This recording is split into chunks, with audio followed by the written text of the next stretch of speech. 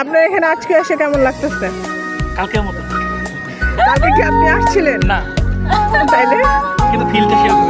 আচ্ছা, আপনার কেমন লাগতেছে? বরাবর যেমন তেমনই। বরাবর কিরকম ছিল? ডিপ্রেশন লাগে। আপনার কাছে কেমন লাগতেছে?